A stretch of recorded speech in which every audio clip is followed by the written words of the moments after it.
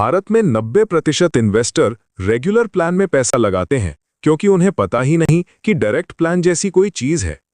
अमीर लोग हमेशा डायरेक्ट प्लान चुनते हैं क्योंकि वे हर रुपए की वैल्यू समझते हैं और जानते हैं कि कंपाउंड इंटरेस्ट कैसे काम करता है। मिडिल क्लास लोग सोचते हैं कि चलो 1% ही तो है, कोई बड़ी बात नहीं। यही सोच उन्हें हमेशा मिडिल क्लास बनाए रखती है। अगर आप अमीर बनना चाहते हैं तो अमीरों की तरह सोचना शुरू कीजिए और आज ही रेगुलर से डायरेक्ट प्लान में स्विच कीजिए। डायरेक्ट प्लान और रेगुलर प्लान एक ही म्यूचुअल फंड के दो अलग अलग वर्जन्स हैं। ये बिल्कुल वैसा ही है जैसे एक ही प्रोडक्ट आप डायरेक्टली फैक्ट्री से खरीदें या किसी दुकानदार से खरीदें। प्रोडक्ट वही है, बस खरीदने का रास्ता अलग है। मान लीजिए HDFC मिड कैप फंड है। इसके दो वर्जन्स हैं, एक है HDFC mid cap fund direct plan और दूसरा है HDFC mid cap fund regular plan. दोनों में फंड मैनेजर वही है, पोर्टफोलियो वही है, इन्वेस्टमेंट स्ट्रैटेजी वही है, बस फर्क ये है कि आप किसके थ्रू निवेश कर रहे हैं। रेगुलर प्लान क्या है और कैसे काम करता है? रेगुलर प्लान वो है जहां आप किसी बिचौलिए के थ्रू निवेश करते हैं। ये बिचौलिया कोई भी हो सकता है, जैसे कि आपका बैंक, कोई financial adviser, mutual fund distributor या कोई इन्वेस्टमेंट प्लेटफॉर्म। मान लीजिए आप अपने बैंक की ब्रांच में जाते हैं और कहते हैं कि मुझे HDFC मिड कैप फंड में निवेश करना है। बैंक का रिलेशनशिप मैनेजर आपकी मदद करता है, फॉर्म्स भरवाता है, KYC करवाता है और आपका निवेश करवा देता है। ये रेगुलर प्लान है। अब यहाँ समझने वाली बात यह है कि ये रिलेशनशिप मैनेजर या डिस्ट्रीब्यूटर मुफ्त में ये सेवा नहीं दे रहा है, उसे इसके बदले कमीशन मिलता है। ये कमीशन कौन देता है? आप नहीं, बल्कि म्यूचुअल फंड कंपनी देती है। लेकिन ये पैसा आता कहाँ से? आपके निवेश से ही। इसे ऐसे समझिए, आप 10,000 रुपये निवेश करते हैं, फंड कंपनी इसमें से एक छोटा सा हिस्सा हर साल डिस्ट्रीब्यूटर को कमीशन के रूप में देती है। ये कमीशन आमतौर पर लगभग 1 से 1.5% के बीच होता है। इसे एक्सपेंस रेशियो कहते हैं। ये खर्चा आपके रिटर्न्स में से कट जाता है। डायरेक्ट प्लान क्या है और कैसे काम करता है? डायरेक्ट प्लान में कोई बिचौलिया नहीं होता, आप सीधे म्यूचुअल फंड कंपनी से डील करते हैं। आप HDFC म्यूचुअल फंड की वेबसाइट पर जाते हैं, अपना अकाउंट बनाते हैं और डायरेक्टली निवेश कर देते हैं। या फिर आप कुछ प्लेटफॉर्म्स जैसे कॉइन बाय ज़ीरोधा या कुवेरा जैसी सर्विसेज यूज करते हैं जो डायरेक्ट प्लान्स में निवेश करवाती हैं बिना कमीशन लिए। चूंकि यहाँ कोई डिस्ट्रीब्यूटर नहीं है, इसलिए कोई कमीशन भी नहीं है। इसका मतलब है कि जो पैसा रेगुलर प्लान में कमीशन में चला जाता है वो डायरेक्ट प्लान में आपके निवेश में ही लगा रहता है। इसलिए डायरेक्ट प्लान का एक्सपेंस रेशियो कम होता है। असली अंतर है एक्सपेंस रेशियो में। आइए एक रियल एग्जांपल देखते हैं, HDFC मिड कैप फंड का ही। रेगुलर प्लान का एक्सपेंस रेशियो है लगभग 2.08%। डायरेक्ट प्लान का एक्सपेंस रेशियो है लगभग 1.05%। फर्क है करीब 1% का। अब आप सोच रहे होंगे कि भाई सिर्फ 1% की तो बात है, इतना क्या फर्क पड़ेगा? लेकिन ये सोच बिल्कुल गलत है। लंबे समय में ये 1% का फर्क बहुत बड़ा हो जाता है। इसे कंपाउंडिंग का इफेक्ट कहते हैं।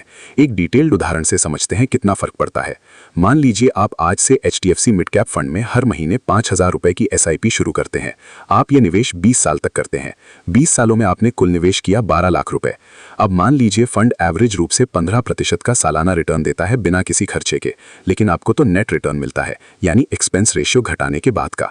रेगुलर प्लान में आपका नेट रिटर्न होगा लगभग 12.92% प्रति वर्ष, क्योंकि 15% में से 2.08% एक्सपेंस रेशियो कट गया। 20 साल बाद आपका कॉर्पस होगा लगभग 49 लाख रुपए। डायरेक्ट प्लान में आपका नेट रिटर्न होगा लगभग 13.95% प्रति वर्ष, क्योंकि 15% में से सिर्फ 1.05% एक्सपेंस रेशियो कट गया। 20 साल बाद आपका कॉर्पस होगा लगभग 56 लाख रुपए। देखिए फर्क को, रेगुलर प्लान में 49 लाख और डायरेक्ट प्लान में 56 लाख, ये 7 लाख रुपए का फर्क है। और ध्यान दीजिए, आपने दोनों में बराबर ही इन्वेस्ट किया था 12 लाख रुपए। ये 7 लाख रुपए सिर्फ और सिर्फ कमीशन में चला गया। अगर आप 30 साल तक निवेश करते तो ये फर्क और भी बड़ा होता। 30 साल में रेगुलर प्लान में आपके पास होते लगभग 1,20,00,000 रुपए, जबकि डायरेक्ट प्लान में होते लगभग 1,50,00,000 रुपए। ये 30 लाख रुपए का अंतर है। क्या रेगुलर प्लान में कोई फायदा है? अब आप सोच रहे होंगे कि फिर कोई रेगुलर प्लान क्यों चुनेगा?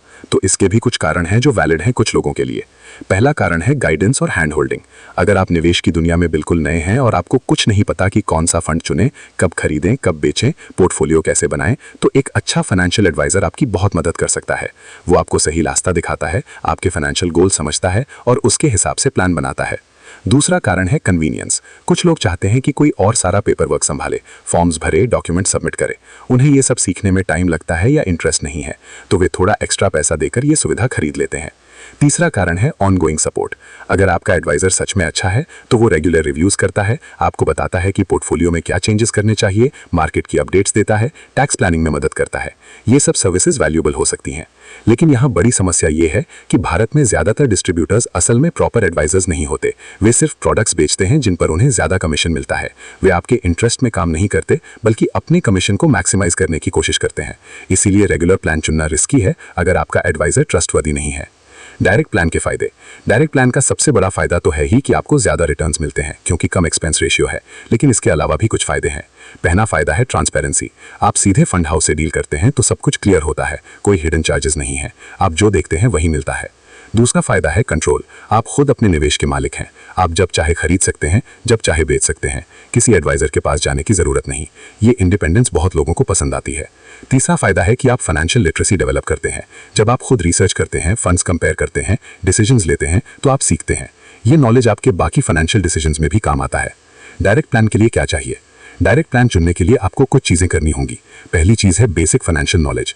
आपको ये समझना होगा कि डिफरेंट टाइप्स के फंड्स क्या होते हैं, रिस्क क्या है, डाइवर्सिफिकेशन क्या है, अपने गोल्स के हिसाब से इन्वेस्टमेंट होराइजन क्या रखना है।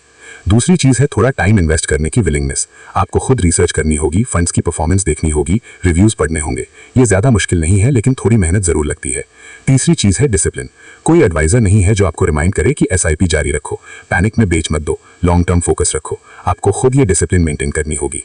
अगर आप ये तीनों चीजें कर सकते हैं तो डायरेक्ट प्लान निश्चित रूप से बेहतर है। और ऑनेस्टली बोलूं तो ये तीनों चीजें इतनी मुश्किल नहीं है। थोड़ी सी मेहनत से कोई भी सीख सकता है। आजकल डायरेक्ट प्लान इन्वेस्ट करना कितना आसान है। पहले के जमाने में डायरेक्ट प्लान में इन्वेस्ट करना सच में थोड़ा कॉम्प्लिकेटेड था। आपको हर फंड हाउस की अलग वेबसाइट पर अकाउंट बनाना पड़ता था। अगर आप 5 अलग अलग कंपनीज के फंड्स में इन्वेस्ट करना चाहते थे तो 5 अलग अलग जगह अकाउंट बनाना पड़ता था। ये बहुत इनकन्वीनियंट था। लेकिन अब सिचुएशन बिल्कुल बदल गई है।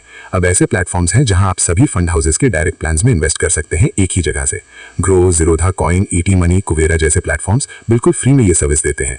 आप बस एक अकाउंट बनाइए, अपनी केवाईसी कंप्लीट कीजिए जो एक बार की चीज है, और फिर आप किसी भी फंड में इन्वेस्ट कर सकते हैं। एसआईपी सेटअप करना, लमसम इन्वेस्ट करना, रिडीम करना, सब कुछ बहुत आसान है। मोबाइल ऐप से कुछ ही क्लिक्स में हो जाता है। इसीलिए अब डायरेक्ट प्लान चुनने में कोई टेक्निकल डिफिकल्टी नहीं रही। जो लोग अब भी रेगुलर प्लान में जाते हैं वे या तो इस इन्फॉर्मेशन से अनजान हैं या फिर सच में एक अच्छे एडवाइजर की सर्विसेज चाहते हैं। मेरी सलाह क्या है? अगर आप मुझसे पूछें तो मैं कहूंगा कि ज्यादातर लोगों के लिए डायरेक्ट प्लान बेहतर है, खासकर यंग लोगों के लिए जो टेक्नोलॉजी कंफर्टेबल है और थोड़ा सीखने को तैयार है। लेकिन अगर आप बहुत बिजी हैं या निवेश में बिल्कुल इंटरेस्ट नहीं है, या फिर आपके पास एक जेन्युइनली अच्छा और ट्रस्टवर्दी एडवाइजर है जो कॉम्प्रिहेंसिव फाइनेंशियल प्लानिंग करता है और आपके बेस्ट इंटरेस्ट में काम करता है, तो रेगुलर प्लान भी कंसिडर कर सकते हैं। बस ये इंश्योर कीजिए कि जो एक्स्ट्रा कॉस्ट आप दे रहे हैं वो उसके बदले में मिल रही सर्विस के लायक है। एक मिडिल पाथ भी है। आप डायरेक्ट प्लान में इन्वेस्ट करें लेकिन साल में 1 या 2 बार किसी फी बेस्ड फाइनेंशियल प्लानर से कंसल्ट कर लें। वे आर्ली या फिक्स्ड फी लेते हैं और अनबायस्ड एडवाइस देते हैं क्योंकि उनका कमीशन से कोई लेना देना नहीं होता। ये अप्रोच आपको दोनों वर्ल्ड्स का बेस्ट दे सकता है, ज्यादा रिटर्न्स भी और प्रोफेशनल गाइडेंस भी। क्या आप ये जानना चाहेंगे कि डायरेक्ट प्लान में इन्वेस्ट करने के लिए कौन सा प्लेटफॉर्म सबसे अच्छा है, या फिर ये समझना चाहेंगे कि अपने लिए सही फंड्स कैसे चुनें?